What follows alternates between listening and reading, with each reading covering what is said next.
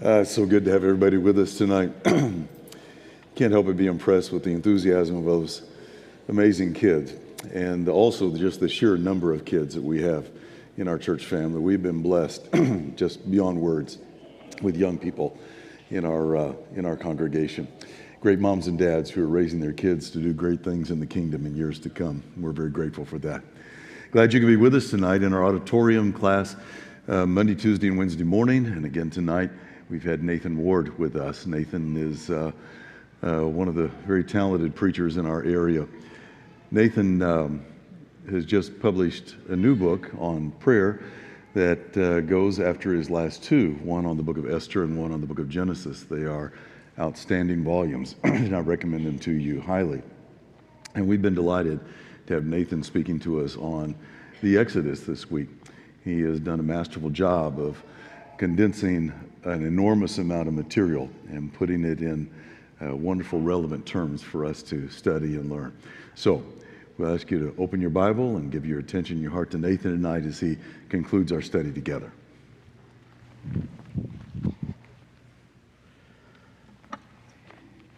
I have to say, I'm a little nervous being up here tonight, not because the group's bigger than it was the last few times, but the last time someone stood where the Israelites walked through on dry ground and they weren't an Israelite, it didn't go so well for them. And they stick me here in the dry bed of the sea, and I guess we'll see whether I'm teaching heresy or not tonight. We'll find out how that goes. So we are at the sea is where we find ourselves this evening. In Exodus chapter 13, we're going to be beginning in verse 17. I know most of you have not been able to be here through the classes through the week, and that's fine. Everyone has jobs and whatever, so I certainly understand that. But unfortunately, I don't have time to reproduce everything we've been doing, so you'll have to find out some other way how we got to this point of the Israelites here at the shore of the sea. And I do want to say that what I've been trying to do through the course of this week is not just rehash the narrative as you've all heard it since Sunday school time, but to try to find some things in the Exodus narrative that's maybe a little bit of a different way of looking at the text, things that I think are there in the text. And so we'll be doing that as well tonight. We'll talk some about what the text says, but perhaps not as much as you might expect, and then kind of branch beyond that into what this points us to in terms of bigger biblical themes that are related to this. So in Exodus chapter 13, I should have turned there as I was talking. Exodus chapter 13, we find them having left the land of Egypt after that last plague, and God is leading them to the promised land. Except notice in verse 17 it says, when Pharaoh let the people go, God did not lead them out by the way of the land of the Philistines, although that was near. And so the very first thing that God does is something unexpected, at least from one perspective. And that is God's way of doing things, isn't it? He looks at human wisdom and says, no, we're going to do it a different way. He does that very frequently. And this time, there's the short path, what seems like the easiest road to go. And he says, no, we're not going to do that. And he says why in this case. Verse 17, still the middle of the verse. For God said, lest the people change their minds when they see war and return to Egypt. You see, God was aware that the fear of fighting the Philistines might make them want to turn back. And that is a completely legitimate concern, because what is going to happen? But he leads them to the Red Sea, and the moment they see the Egyptians closing in behind them with their armies, they're afraid. They see war and they're afraid. Exactly what God sees here in verse 17 is what they are going to do. And what do they do at that point when they see war? They begin to complain. And they say, should have just stayed in Egypt is what we should have done. You brought us out here to die in the wilderness. We should have stayed there where everything was okay.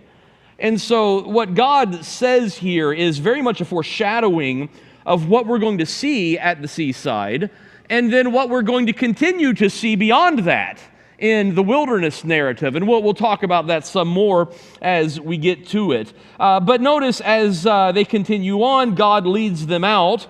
In verse 19, Moses took the bones of Joseph with him, for Joseph had made the sons of Israel solemnly swear, saying, God will surely visit you, and you shall carry up my bones with you from here. And this is really one of the most important things to notice about the Exodus narrative itself as they're leaving Egypt, is that Moses takes the time to get the bones of Joseph and bring them with him. This is also important in the book of Genesis itself. It's near the very end. I think it's the last two, well, not the last verse, but the two verses before that in the entire book is when Joseph is realizing he's dying soon. And he's not in the position that Jacob was in, where Jacob says, when I die, take me back and bury me in the cave of Machpelah with, Abraham and Sarah and Isaac and Rebekah and Leah, who I laid there. Joseph doesn't have the ability. I mean, Jacob, his son, was super powerful. Once Joseph's gone, well, take me back when you go back. And Joseph's confidence in God's promise is very clear at this moment. What Joseph is saying when he says, take my bones back, is there is going to be a going back. I am certain, beyond all doubt, that what God said to Abraham is what God is going to do. He is going to take you back to that land one day. And Jacob's confidence matches Abraham's confidence. It is shown in a different way. You might remember in Genesis chapter 23, when Sarah dies, Abraham has to do something. What are we going to do with Sarah's body? And there is this scene where he buys this cave. And this is the only land that Abraham ever owns there in Canaan. It is the cave that Sarah is to be buried in. And it's the cave where he's buried in, and Isaac and Rebekah and Jacob and Leah as well are all buried in this place. And that cave stands as testimony to the faith of Abraham. Because if he was not confident in God's promise is, I am giving you this land.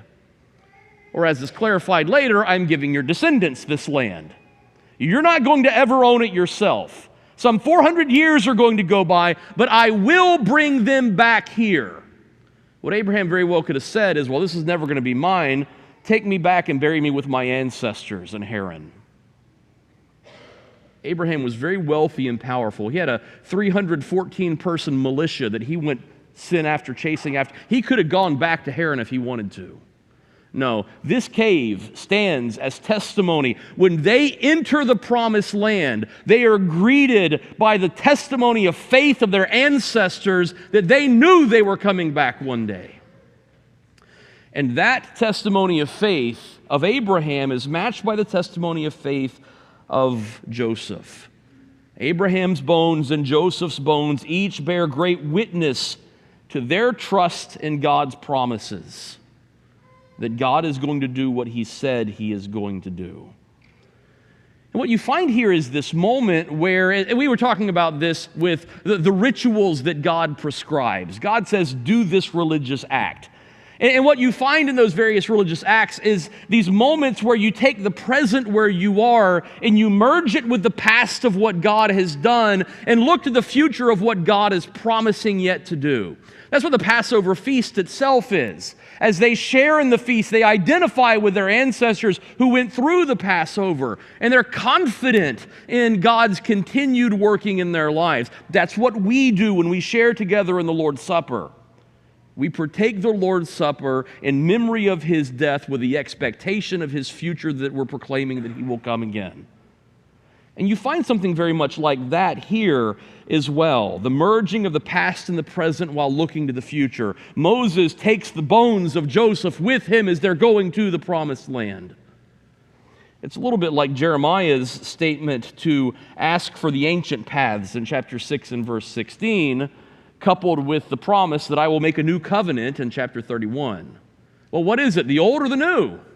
Well, maybe there's a little bit of yes in some of that answer. And of course, the old and the new covenants aren't identical.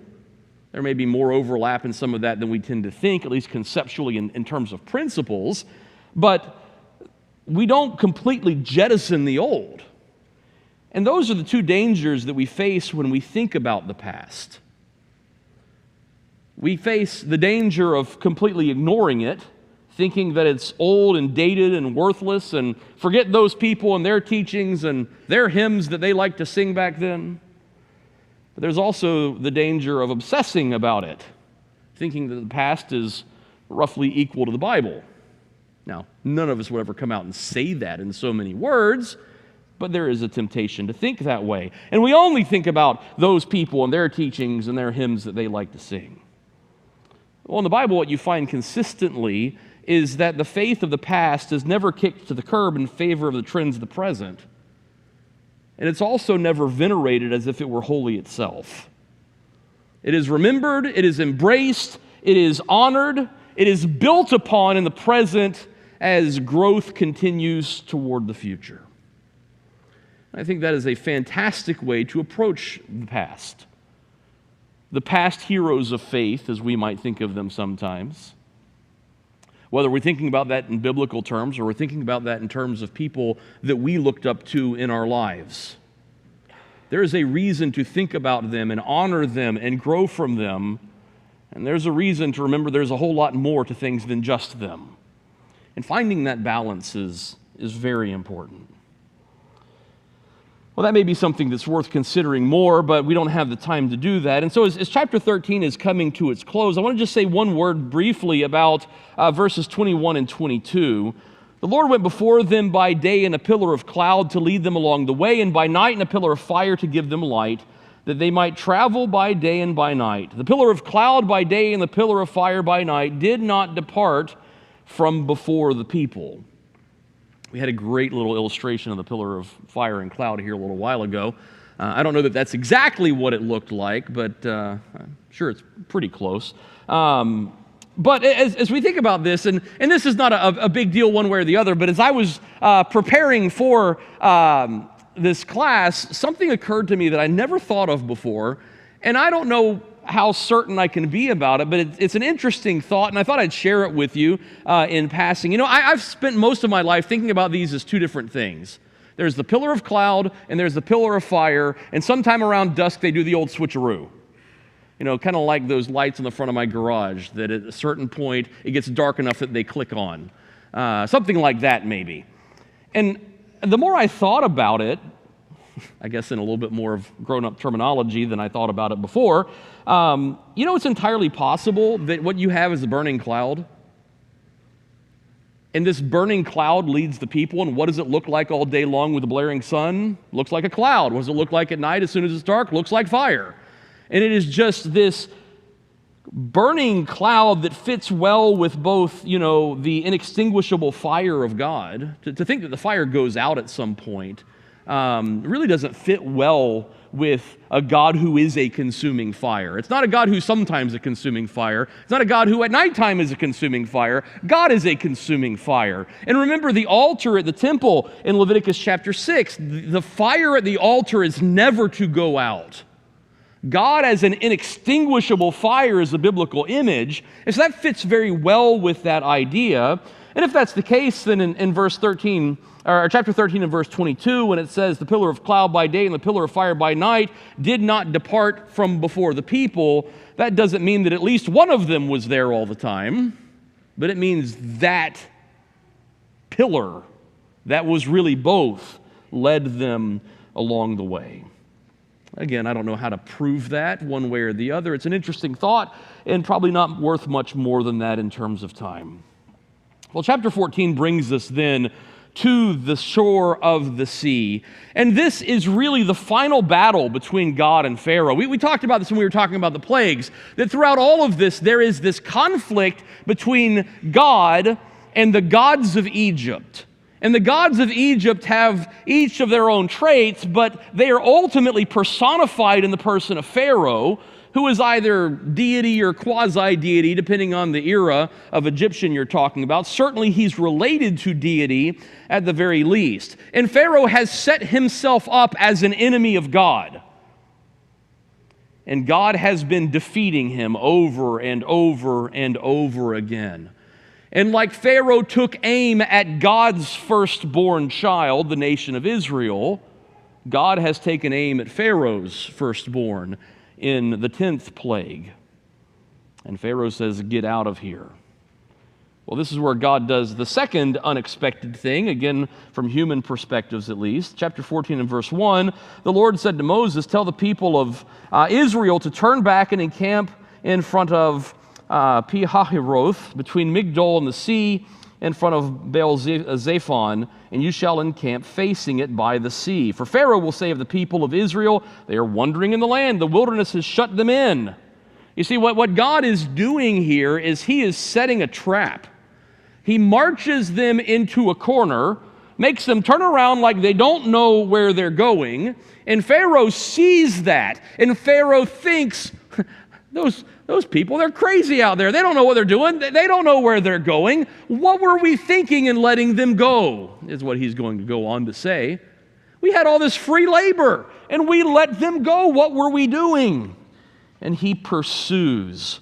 And notice the way his pursuit is described. This is down in verse 6. He made ready his chariot and took his army with him and took 600 chosen chariots and all the other chariots of Egypt with officers over all of them. He took first his chariot. Now, again, I don't know how to empirically prove this with some sort of demonstrable evidence that I can show you tonight, but I'm pretty confident in saying this. Who do you think had the best chariot in all the land of Egypt? Pharaoh, right? You think if there was a better one, he would have gotten his hands on it? Well, of course. So when it starts with his chariot, it's the top of the line. And chariots are what the Egyptians are known for.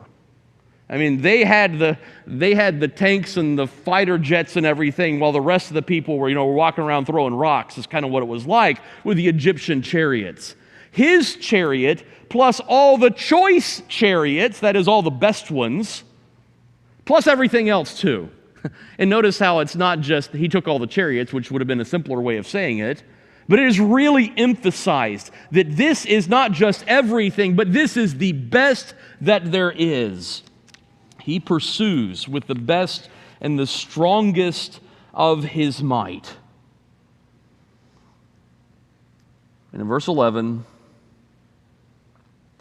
the Israelites have seen them coming, and they said to Moses, "Is it because there are no graves in Egypt that you've taken us away to die in the wilderness?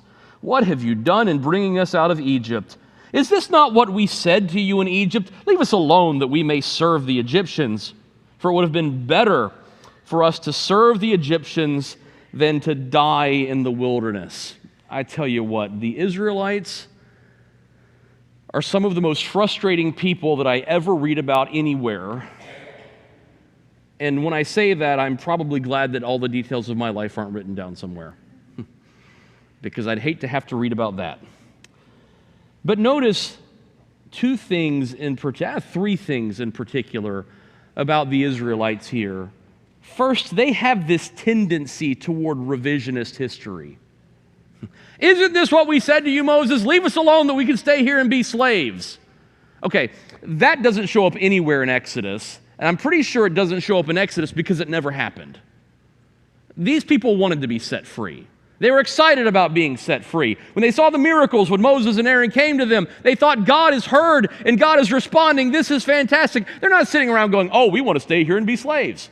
No, that's not what they're thinking. This is pure revisionist history is what this is. It's a lot like what they'll do in Numbers chapter 11 after they've been eating manna for a while, and they want some other thing to eat, and they say, "Oh, we remember the fish that we ate for free in Egypt."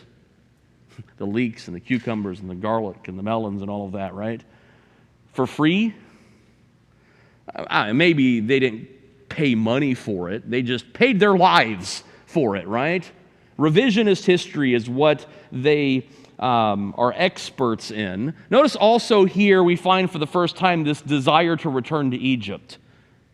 And this is something that we'll come back to here in a little bit, but this is an ongoing problem. Every time something goes wrong, they want to go back to Egypt. That's what they do constantly. And then finally, their blindness toward everything except for what is right in front of their faces.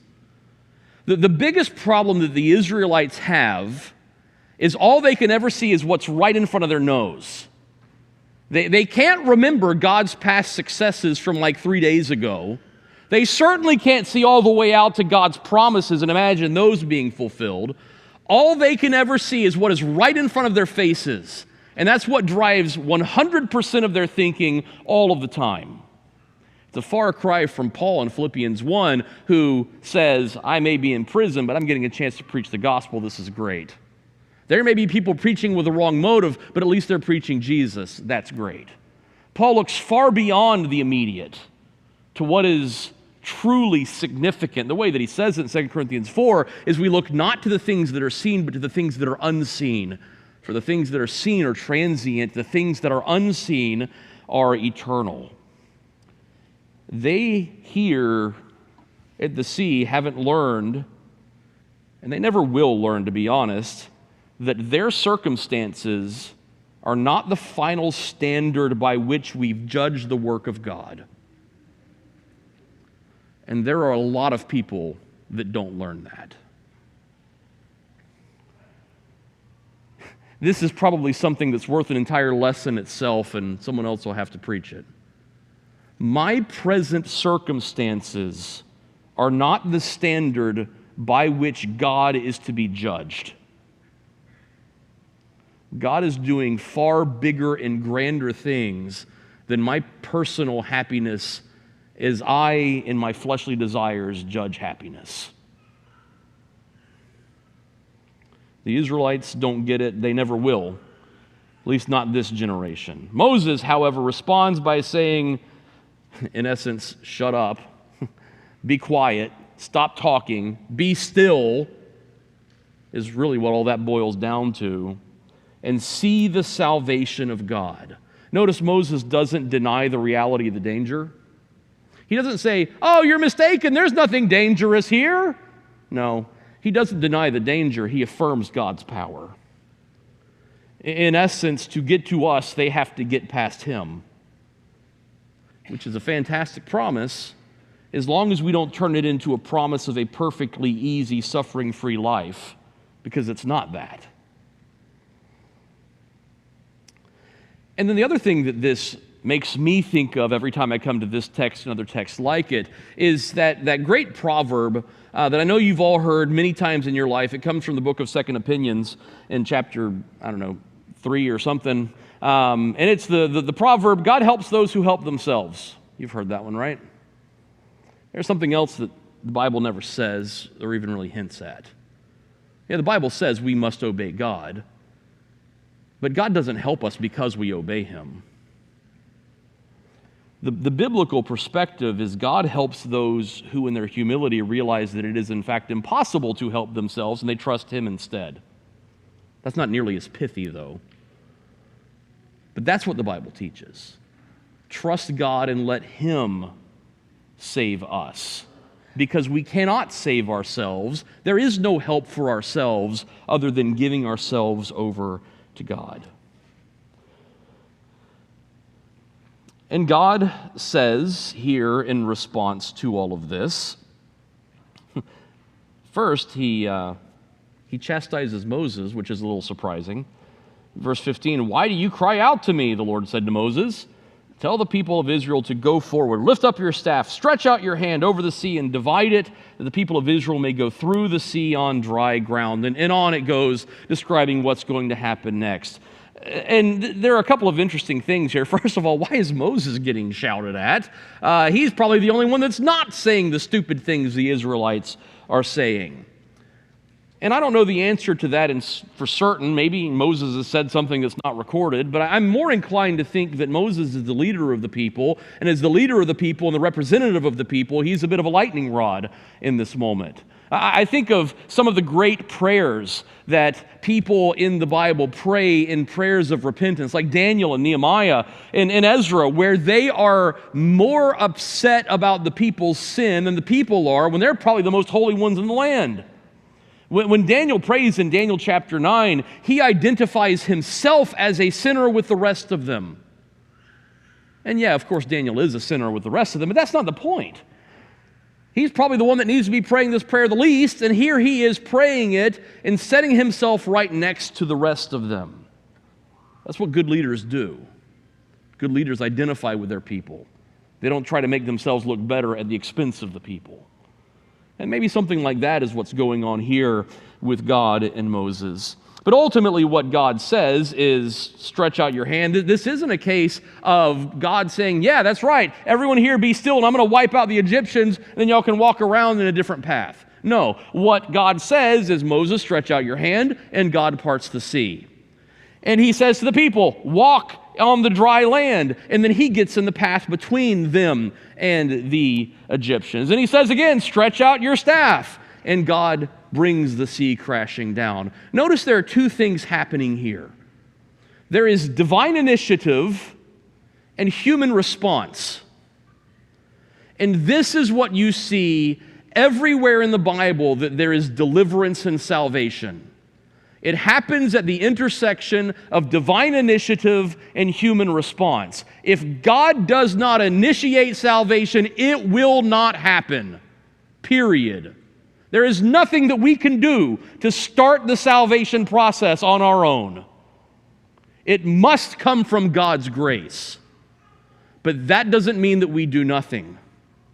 When God gives us a path, we have to go down the path. God says, I'll part the sea, but you got to walk through it. God says, I'll deliver you from the flood, but you've got to build the ark.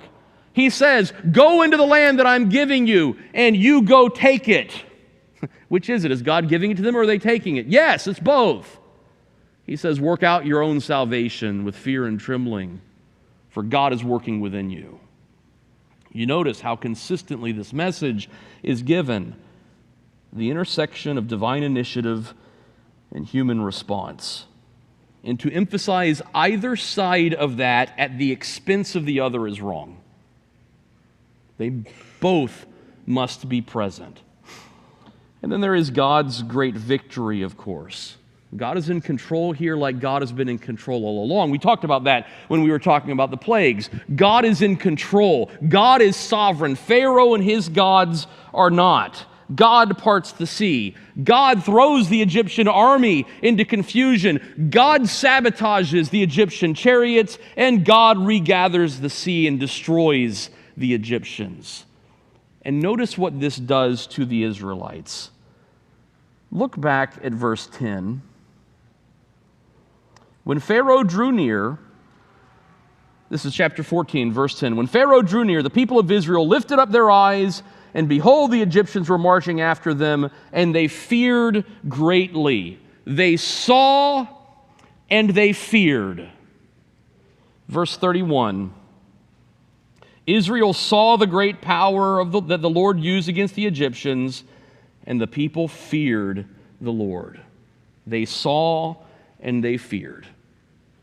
It's the same thing, except it's not even close to the same thing. It is a massive change from seeing the Egyptians and fearing them to seeing God's power and fearing Him instead. Their fear of Egypt, which was a lack of faith, when they saw the might of the Egyptians, was transformed into the fear of God, which is faith, when they saw His might. And it is here a complete change in them. Unfortunately, it's a very temporary change. They'll sing this great song of Moses in chapter 15, and a couple of verses later be grumbling again. And that's their story for the rest of the wilderness journey. Well, as we look at this is really the culmination of the Exodus. The Exodus begins when they start leaving Egypt, but the Exodus isn't really complete until the army is destroyed, the threat is overcome, and the people are really free at this point. And as we think about the Exodus as a whole, it brings to mind so many other places in the Bible and themes of the Exodus itself that I'd like to spend our last 15 or so minutes thinking about. And I want to go back first to the life of Abraham, because this begins a theme of Egypt that shows up here in the Exodus narrative and continues into the wilderness as well, and is worth thinking about even today. And I wish we had time to unpack this. I mean, this is an entire class study on its own, but we can at least touch the basics here. There are 3 times that Egypt occurs in the life of Abraham. It's when he goes to Egypt in chapter 12 when there's a famine. It is when Lot is deciding which land to choose in chapter 13, And there is one land that is said to be like Egypt, and then there is the person, the personified Egypt, Hagar the Egyptian, the slave girl and surrogate mother for Sarah. In all three occasions, a choice is made. We either stay in the promised land or we go down there to Egypt where there's food. I either choose the land that is Canaan or the land that is like Egypt in chapter 13. I either use the Egyptian girl to have a child or I don't, right? A choice is made every time. And in every occasion, the Egyptian option is the more appealing choice. And they make that choice. And disaster follows. Every time they choose Egypt, and disaster follows. Now, you think about the book of Genesis being this Mosaic book, and we don't know exactly when all these things are written down, but if the original audience of the book of Genesis is the Exodus generation, do you think maybe there's a point for them to learn as they're about to go to the promised land, they're going back to Canaan, and they're facing all of the difficulties of going and taking this land of Canaan versus the ease of turning around and walking back to Egypt? You think maybe there's something that they can learn about not choosing Egypt, but instead choosing the promises of God, and yet they are constantly asking to go back to Egypt? We saw the first hint of it here tonight, but it continues. It's in Numbers 11, it's in Numbers 14, it's in Numbers 20, and it's in Numbers 21. It's too hard to trust in God's promises. Let's go back to Egypt instead. And it doesn't end there, because the prophets talk about the people's trust in Egypt instead of trusting in God. We're at war. The Assyrians are dangerous. The Babylonians are dangerous. We need allies. Egypt's strong. And so in Isaiah 30 and in Isaiah 31 and Isaiah 36 and Jeremiah 42, don't trust in Egypt. Trust in God. Don't go to Egypt. Stay in the land. This desire to flee to Egypt never seems to leave these people. Now, I don't know about you, but I've never been terribly tempted to buy a plane ticket to Cairo because I just got to get to Egypt. That's not a thing. For me, at least, it's not. I mean, maybe I'd like to see the pyramids one day, but not because of this kind of thing. But we all have our own Egypt, don't we? Satan surely hasn't forgotten the art of making the things of this world seem more appealing than the promises of God. Because that's what Egypt was to them. It was whatever looked better than the promises of God. That they were putting their confidence in instead of the promises of God. And choosing that instead of remaining faithful to the promises of God. Now, are we ever tempted to do that? You better believe we are.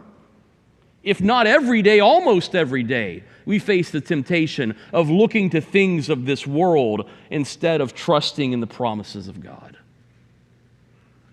And what we see in Abraham, what we see in the Exodus generation, what we see in the wilderness, what we see throughout all of the years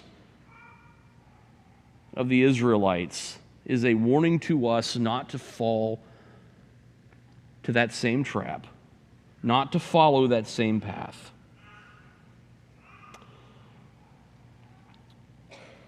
We could also think about the Exodus as it relates to Christ.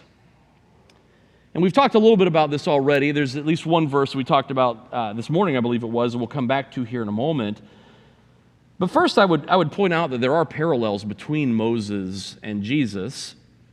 They're both lawgivers in some sense, covenant makers. We might use a better term than lawgivers. Covenant makers with God, the old covenant and the new covenant, and that sets them very closely related to each other.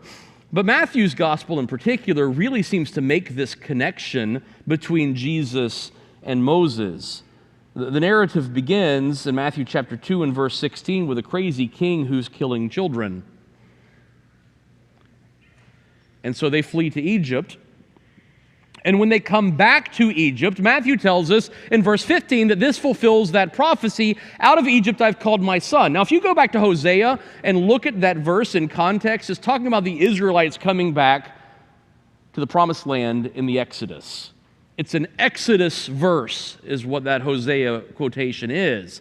And what Matthew's doing is saying Jesus is going through his own Exodus in this sense. He is following in the same path that Moses went down. The crazy king killing children. Jesus with his own return in this Exodus verse from Hosea. And where does the Spirit lead him? He leads him into the wilderness to be tempted. Where do the Israelites go after the sea? Into the wilderness where they're tempted. And how does Jesus overcome the temptation? By quoting Scripture, right? Well, yes, but not just by quoting Scripture. By quoting Deuteronomy specifically.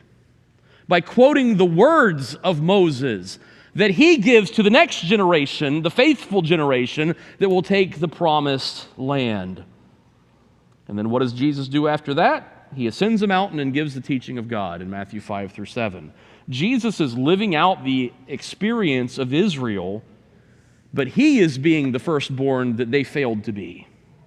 He succeeds at every point where that nation failed. And it begins to point us in the direction that this Jesus is going to be the one who is not just fulfilling where they failed, but fulfilling everything that God has intended from the very beginning. And the verse that we talked about this morning is in Luke chapter 9, which is the transfiguration.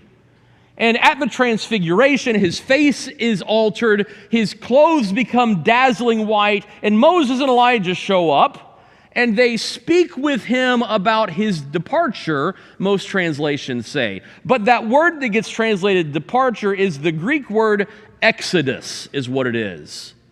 They speak with Jesus about his exodus. And this isn't the little miniature exodus coming back from Egypt thing in Matthew chapter 2. This is his departure from this world. His exodus to death and resurrection and ascension and enthronement. That is the exodus that he will be undergoing. He is a new Moses leading God's people into a new relationship with him and to a new promised land. But Jesus brings deliverance from a country that is far more oppressive than Egypt was. We read the Exodus narrative and we think, man, those Egyptians were pretty bad. And if we, for a second, imagine that the Egyptian taskmasters are worse than the taskmaster of sin, we have fooled ourselves.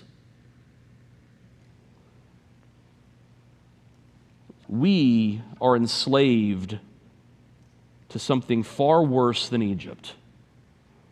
And only Jesus brings deliverance from that. Only Jesus frees us from bondage to sin and makes us free to follow him instead, so that we need not endure spiritual death and eternal separation from God. And then there's one other thing that's interesting here as well. If you look at 1 Corinthians chapter 10, this is one of those things that, I don't know if you've experienced this or not, but the number of times that I'm reading Paul, and I read something Paul says, and my very first thought is, wait, stop, Paul, come back to this and tell me more. What do you mean? Paul says, of course, we're all going to judge angels. And I'm like, yeah, of course I knew that. What are you talking about, Paul? I mean, he does this constantly, right? Well, here's another good example of this. 1 Corinthians chapter 10 and verse 1. I do not want you to be unaware, brothers, that our fathers were all under the cloud and all passed through the sea and all were baptized into Moses in the cloud and in the sea. I'm sorry. I don't remember anything in Exodus about them being baptized. I missed that one completely. The Exodus, I said this in the very first class, the Exodus is the most important event in the Old Testament. It gets cited over and over and over again. It's all over the book of Psalms. It's all over the prophets. It's all over the place. The Exodus shows up, I don't remember baptism being mentioned once. What are you talking about, Paul? Well, here, obviously, it's a metaphorical, symbolic kind of baptism. They're surrounded by the water. They're covered by the cloud. They're immersed, in some sense, into Moses by passing through the sea. Well, remember what Jesus said at the Transfiguration. He and Moses and Elijah are talking. And they're talking about his exodus. And what is his exodus? It is his death and burial and resurrection. It is his ascension and enthronement. Do we partake in that? Yes, we do. How do we partake in the death and the burial and the resurrection of Jesus? Well, this is the easiest question of the night, isn't it? Romans chapter 6, verses 3 and 4. When we're baptized, the old man is put to death and buried in the water of baptism to raise and walk in a new life. And what's really amazing about this imagery that is used is that when Paul talked about salvation in Romans 6, it's the death and the burial and the resurrection of Jesus that parallels our baptism. When he talks about our salvation in Ephesians, he talks about being made alive and ascended and seated at the right hand with him. And there in Ephesians 2, Paul starts with the resurrection and ends in the enthronement. And I don't know exactly what that means, that we are seated with him. That's kind of a hard thing to envision in our current state. But in these two different places, Paul uses all of this imagery that I have called Jesus' Exodus to say what we are sharing in as his followers. Just like they were baptized into Moses, we are baptized into Jesus. And when we do that, we leave behind our Egypt and we follow after Christ and his leadership and his authority. And we try to do a whole lot better of a job than that generation did. And then the last thing that I would think about here is how all of this is really a bigger picture of how God does things. Now, what is the Exodus about? I mean, you start with the burning bush. That's where we started this week. You move through the plagues. We talked about those this week. You get to the parting of the sea and the destruction of the enemy army. What is this really about? Well, maybe it's about really cool miracles. That's not it. God never does miracles for the sake of miracles. Miracles always mean something. I mean, John calls them signs. That's his favorite word for miracles. And you know what signs do, right? Signs point to something that's more important than themselves. You know, if you need to go buy a new toaster and you decide to go to Target to get one, you don't go stand by the sign and be like, ooh, this is a really cool sign. You see where the sign is, that tells you where the store is, and that's where you go inside to get your toaster, right? The sign points away from itself. If all we get out of miracles is how cool the miracle is, we're missing the point. The miracle points away from itself. It's supposed to teach us something. The miracles are not what the Exodus is about. And history is not what it's about either. I believe it's historical. I think it actually happened. I think, as I said this morning, the point of the Passover is to connect that history to later generations and to continue to point forward. But it's not merely history that the Exodus is about. And it's also not about superficial practical applications. A danger that we make sometimes in Bible study is we find some idea that sounds really neat, and we turn it into an entire sermon. There's something that, I don't know if I should admit this or not. There's a phrase we use in the Bible department over at the college that we don't use in a complimentary sense. And the phrase is, it'll preach. And what we mean when we hear that is, it's probably a bunch of garbage, but it sounds real nice. And I could make a lot of people really excited about this if I, get up in the pulpit and, wax eloquent with it. I've heard many people look at the parting of the sea and say things like, be faithful in a tight fix. Well, sure, but is that really what all of this is about? Something that shallow? Be faithful in a tight fix? I would suggest to you that the Exodus from beginning to end, starting with the bush and ending with the destruction of the Egyptian army and everything in between, it is a narrative about how God saves. Its purpose is not to give us a pep talk about God winning our battles for us. It's a theological event that shows us that God has won the battle. There is no more Egypt for the Israelites to worry about. The same thing is true with our Lord's Exodus.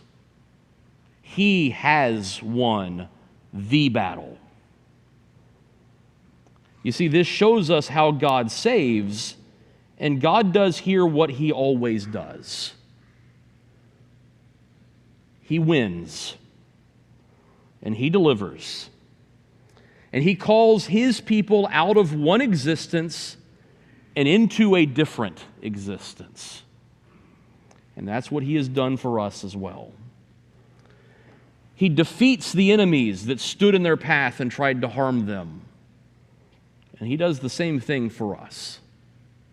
The big enemies, the important enemies, the spiritual enemies, the ones that matter eternally. And there's this temptation that we have to think of things as our Egypt or our Pharaoh and wonder why God doesn't deliver in ways that we might wish that He does. But understand that our Egypt and our Pharaoh are not trivial annoyances and inconveniences.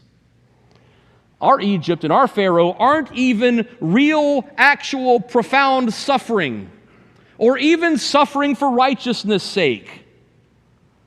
Our Egypt and our Pharaoh are sin and death.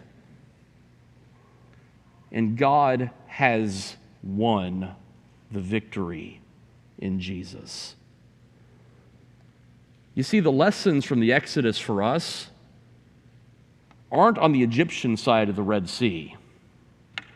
They're on the wilderness side. Because we stand opposite of the victory. My Egypt is behind me. My Pharaoh is behind me. I'm on the other side of the sea. Jesus is already victorious. The question is, how do I proceed from here? Do I proceed constantly looking back as they did? Or do I proceed with my eyes fixed on Christ, the author of my salvation, never losing sight of Him? Let's pray together. Our good Father, we thank You so much for the victory that You have won in Jesus. We thank You for His exodus and what it has brought to the world, and for the baptism that You have given that allows us to share in that victory if we continue in trust. Help us as we live our lives to keep our eyes on Jesus, to not be distracted by the temptations of this world, and certainly not to look back at those things that bring death. Guide us through this pilgrim land and in the wilderness that we face. It's in Your Son that we pray, and amen.